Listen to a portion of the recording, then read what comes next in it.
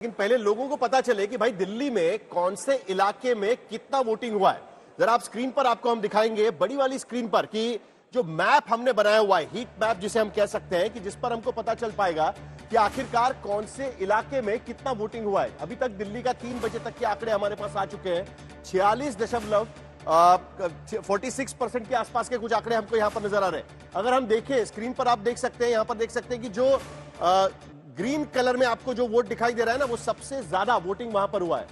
यानी नीला और हरा कलर जो आप देख सकते हैं, वहां पर सबसे ज्यादा वोटिंग होता हुआ नजर आ रहा है। जो लाल रंग के निशान आपको जहां पर नजर आ रहे हैं, वहां पर 3 बजे तक सबसे कम यानी 39 to 42% के बीच में वहां पर वोटिंग, और सबसे ज्यादा 3 चुनाव क्षेत्रों में जो ब्लू यानी नीले में आपको जो रंग दिखाई दे रहा है, वो 53 to 56% दोपहर 3 बजे तक के आंकड़े आपको नजर आ रहे हैं। और 21 से 22 सीटें ऐसी हैं जो आपको येलो कलर में नजर आती है। वहां पर उसमें आपको पता चलता है कि ये सारी सीटें यहां पर करीब करीब 42 to 49% वोटिंग यहां पर आपको नजर आता है। और अगर आप नजर डालें तो आपको समझ में आएगा कि हरे कलर की 9 सीटें हैं, मतलब जो नॉर्थ ईस्ट दिल्ली का इलाका, या जो ये ऐसे इलाके हैं जो अनऑथोराइज्ड कॉलोनी के इलाके कह सकते हैं। यहां पर मुस्लिम वोटिंग काफी संख्या में है, पूर्वांचली वोटिंग भी यहां पर है, और सबसे कम वोटिंग सेंट्रल दिल्ली में आपको यहां पर दिखाई देती है, जहां पर अफ्लुएंट इलाका हम कह सकते हैं, नई दिल्ली का इलाका है, जहां पर कम वोटिंग वहां पर होती हुई नजर आ रही है, जिसका जिक्र सुप्रिया श्रीनेत, सुधांशु त्रिवेदी और यहां पर पैनलिस्ट सभी लोग यहां पर कर रहे थे। संगीत रागी, आप कुछ कहना चाह रहे थे। देखिए, आज की स्थिति में भी हम देख रहे हैं कि मुस्लिम वोटिंग बहुत संख्या में हो रहा है। झुग्गियों में अभी भी लाइन वहां पर लगी हुई है। ये वोटिंग आपको क्या दिखाएगा? जो सुप्रिया श्रीनेत जो कह रही थी कि भाई लोगों के मन में कुछ गुस्सा है, वो यहां पर दिख सकता है। देखिए, मुस्लिम वोट कॉन्स्टिट्यूएंसी चाहे जहां भी हो, बंगाल में हो, बिहार में हो, चाहे बिहार का किशनगंज एरिया हो, धुबरी हो, बारापेट हो, 24 परगना हो, चाहे जहां आप हैं, वहां पर वोटिंग परसेंटेज हमेशा ज्यादा रहता है। और दिल्ली में आप देखेंगे कि पिछली बार भी यदि 2020 का आप चुनाव देख लेंगे तो आप मुस्तफाबाद का आप ले लीजिए, बाबरपुर का इलाका ले लीजिए, सीलमपुर का इलाका ले लीजिए, सीमापुरी का इलाका ले लीजिए, इनमें सबसे ज्यादा वोटिंग हुआ था। पिछली बार भी 70+ % जो है वो पिछली बार वोटिंग हुआ था। दूसरी बार जब भी इलेक्शन कमीशन की बात होती है तो ये मैं बार बार ये कहना चाहूंगा कि 2 हो या 3 हो, सुप्रीम कोर्ट के जज उसका हिस्सा बने, ये सुप्रीम कोर्ट के न्याय क्षेत्र का हिस्सा नहीं है। कॉन्स्टिट्यूशन ऐसा मैंडेट कहीं नहीं देता है। जिसने भी भारत का संविधान पढ़ा है उसको ये इतनी बेसिक जानकारी है कि सुप्रीम कोर्ट को ये अधिकार नहीं है तय करने का कि जो इलेक्शन कमीशन होगा उसमें कितने सदस्य होंगे और सुप्रीम कोर्ट का न्यायाधीश उसका या चीफ जस्टिस। इसको तो हम कह सकते हैं जैसे कॉलेजियम सिस्टम जो है वो सुप्रीम कोर्ट जो है वो संविधान का हिस्सा नहीं था, लेकिन सुप्रीम कोर्ट ने उसको छीन लिया है। देखिए, राहुल गांधी तो कुछ वही बोले ना कि भाई आप बैठे ही वहां पर। नहीं, मैं तो कह रहा हूं राहुल गांधी तो फिर जवाब दे देते ना कि राहुल गांधी की जब उनकी सरकार थी तो कैसे इलेक्शन कमिश्नर हुआ करते थे, जो चुनाव भी लड़ते थे, चुनाव हार जाते थे तो राज्यसभा में भी जाते थे, मंत्री भी बनते थे। ऐसे तो सुधांशु त्रिवेदी कुछ कहना चाहते हैं, लेकिन उससे पहले आशुतोष कुछ कहना चाहते हैं। जल्दी से आशुतोष जी, उसके बाद सुधांशु त्रिवेदी जी के पास चलेंगे। नहीं, अगर हमारे मित्र का बस चले तो सुप्रीम कोर्ट इंडिपेंडेंट क्यों है? उसी को इंडिपेंडेंस खत्म कर दी जाए। इलेक्शन कमीशन इंडिपेंडेंट क्यों है? नहीं, सुप्रीम तो आपसे पूछ रहा हूँ, क्या संविधान में प्रावधान है? क्या मुझे मैं जानकारी पूछना चाहता हूँ, क्या संविधान में है ऐसा प्रावधान? क्या मुझे बोलने दीजिए। सुप्रीम कोर्ट अपने जजमेंट में क्या कहा? सुप्रीम कोर्ट अपने जजमेंट में स्पष्ट तौर पे कहा है कि जो इंडिपेंडेंस ऑफ इलेक्शन कमीशन जो है वह भारत के इलेक्टोरल प्रोसेस का कोर बिंदु है। अगर इलेक्शन कमीशन इंडिपेंडेंट नहीं होगा, अगर उसकी साख पर सवाल खड़े होंगे तो पूरी की पूरी जो इलेक्शन प्रक्रिया है, चुनाव प्रक्रिया है, उस पर सवाल खड़े होंगे। इलेक्शन कमीशन की भूमिका को बनाने के लिए उन्होंने कहा था। अब इन्होंने क्या किया? अब अपनी कैबिनेट के 2 लोगों को रख दिया, तो कहां इंडिपेंडेंस है भाई? नहीं, इलेक्शन कमीशन की भूमिका इस चुनाव में अहम रहेगी, ऐसा आपको लगता है, जिसके वजह से ये सारे सवाल पहले से ही उठाए जा रहे हैं? क्योंकि अभी इलेक्शन कमीशन ने सुबह से मैं देख रहा हूं 3 बार अब तक रिएक्शन दे चुके हैं अलग अलग आरोपों पर। इलेक्शन जब कांग्रेस पार्टी की सरकार थी तो मंत्री हुए ना election commissioner, chief election commissioner. जल्दी से सुधांशु त्रिवेदी जी के पास जाना है मुझे। देखिए, विनोद जी यहाँ मौजूद है, बहुत ही वरिष्ठ पत्रकार है, उनको अच्छी तरीके से पता है कि जिन लोगों ने टीएन सेशन के समय के इलेक्शन कमीशन को कवर किया अच्छी तरीके से जानते हैं कि इलेक्शन कमीशन की साख क्या होती है। आज जो साख है, ऐसी साख इलेक्शन कमीशन के इतिहास में शायद कभी नहीं रही होगी। इतनी खराब साख हो गई है। सुधांशु पूरी त्रिवेदी। चुनावी प्रक्रिया पे सवाल खड़े हो रहे हैं और इलेक्शन कमीशन को इस पे कुछ करना चाहिए, अपनी इंटीग्रिटी को बहाल करने की। आमतौर पर नतीजे आने के बाद सवाल उठते हैं, यहां तो पहले से ही सवाल उठने लगे हैं। सुधांशु त्रिवेदी और उसके बाद सुप्रिया सुले। देखिए, एक बात मैं टेक्निकल कहता हूं, फिर आशुतोष जी की बात। देखिए, संविधान में यह व्यवस्था है कि एग्जीक्यूटिव पावर, लेजिस्लेटिव पावर और जुडिशियल पावर, तीनों का क्लियर डिमार्केशन है। एक दूसरे में हस्तक्षेप नहीं हो सकता। जैसे कोर्ट को यह अधिकार है कि संसद के द्वारा पारित कानून को वो निरस्त कर सकता है, पर कानून बनने की प्रक्रिया का हिस्सा नहीं बन सकता है। कि वो कहे कि जब संसद में एक कमेटी बनी हुई है तो उस कमेटी के अंदर क्या होगा, इसके बारे में सुप्रीम कोर्ट टिप्पणी करे। उसी प्रकार संसद को अधिकार है कि कोई कोर्ट कानून बनाए, उसके बाद वो कानून को परिवर्तन कर सकती है, मगर ये नहीं कर सकती है कि जब कोर्ट में प्रक्रिया चल रही है उस बीच में संसद हस्तक्षेप करे कि कोर्ट की प्रोसीडिंग में ये होना चाहिए। उसी प्रकार सुप्रीम कोर्ट एक एपेलेट अथॉरिटी है, यानी किसी को आपत्ति हो किसी डिसीजन से तो अपील करने जा सकता है। और selection of any candidate for any post executive काम है।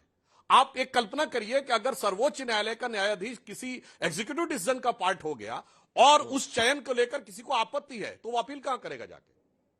बात खत्म हो गई ना। इसीलिए ये जो संवैधानिक व्यवस्था है कि एग्जीक्यूटिव अथॉरिटी और अपेलेट अथॉरिटी बिल्कुल अलग अलग रहेंगे, ताकि अगर किसी को आपत्ति हो, मेरे मित्र बैठे हैं आशुतोष जी, मुझे बता दें।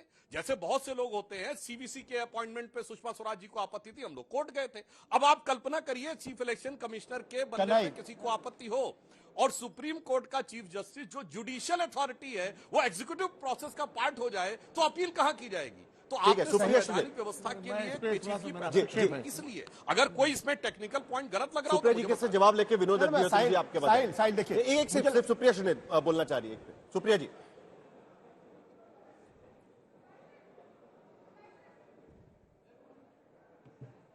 आपका म्यूट हो गया। सुप्रिया जी, आपकी आवाज वैसे ही म्यूट हो गई है।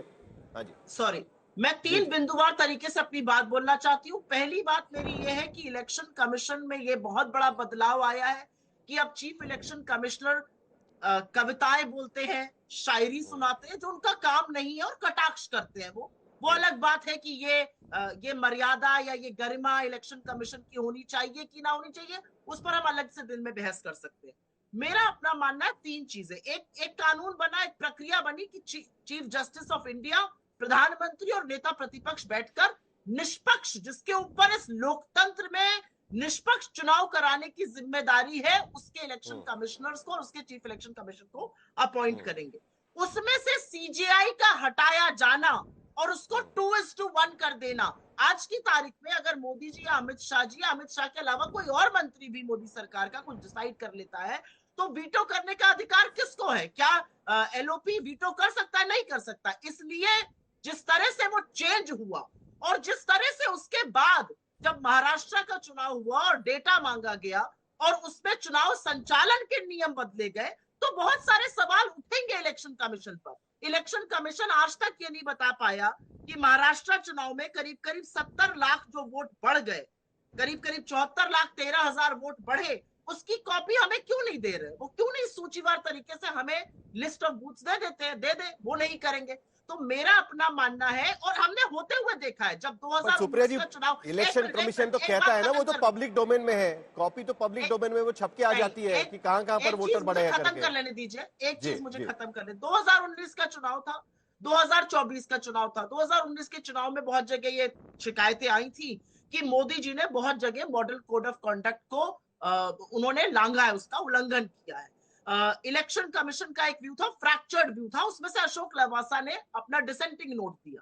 अशोक लवासा की पत्नी जो कि एक आईएएस अधिकारी थी, उनकी बेटी जो आईएएस अधिकारी थी, उनके अन्य घर वालों के खिलाफ इनकम टैक्स की रेड शुरू हो गई। अंततोगत्वा वो वहां से निकलकर एग्जीक्यूटिव डायरेक्टर आईएमएफ या कहीं बने।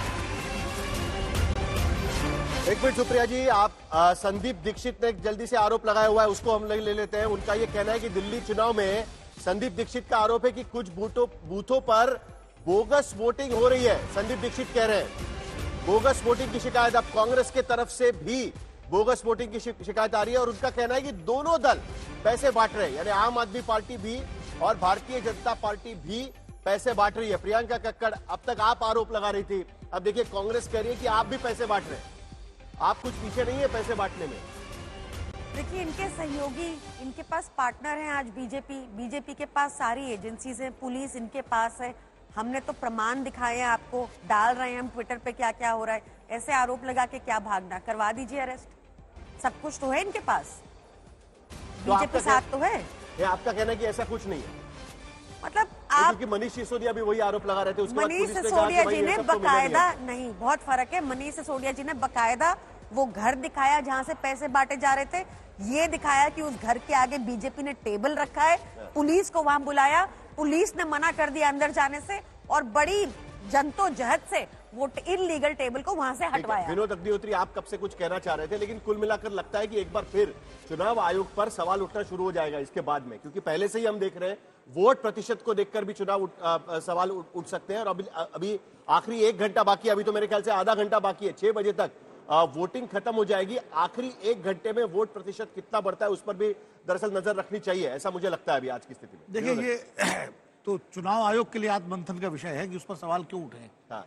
क्योंकि कुछ सवालों का जवाब चुनाव आयोग अभी तक नहीं दे पाया है। हाँ, और उस पर जब हम बहस करेंगे, सुधांशु जी ने एक बात कही कि अगर चुनाव आयुक्त उसमें के सिलेक्शन में सुप्रीम कोर्ट जज को शामिल कर लिया जाएगा तो उस पर आपत्ति होगी तो अपीलेट कहाँ जाए, अपील कहाँ करेगा। अरे भाई, सीवीसी का एग्जाम्पल आपने दिया, उसमें तो सुप्रीम कोर्ट के चीफ जस्टिस शामिल हैं उसकी सिलेक्शन कमेटी में, और अपील हुई सुप्रीम कोर्ट में, और सुप्रीम कोर्ट ने जो जैकब साहब थे उनको वो किया। तो ऐसा नहीं है कि अपील तो उसमें भी शामिल है, सीबीआई के उसमें भी शामिल है सुप्रीम कोर्ट के चीफ जस्टिस, तो उसमें भी अपील होती है। तो ये कोई तर्क जो है कि सुप्रीम कोर्ट के चीफ जस्टिस उसमें शामिल हो जाएंगे तो अपील कहाँ की जाएगी? 2 मामले तो ऐसे हैं जिससे अपील की जाती है। ठीक है, मुझे एक इंटरेस्टिंग चीज आपको दिखानी है कि 2020 में 10 सीटें हमने चुनी हुई है। अगर स्क्रीन पर आप देखें तो उससे पता चलता है, जैसे देखिए बुराड़ी की सीट है, नई दिल्ली की सीट है, 2020 में 52.37% का वोटिंग हुआ था, और अभी तक 44.85% वोटिंग वहां पर हो चुका है। रोहिणी की सीट है, 63.27% वोट 2020 में हुआ था, और अभी 48.97%।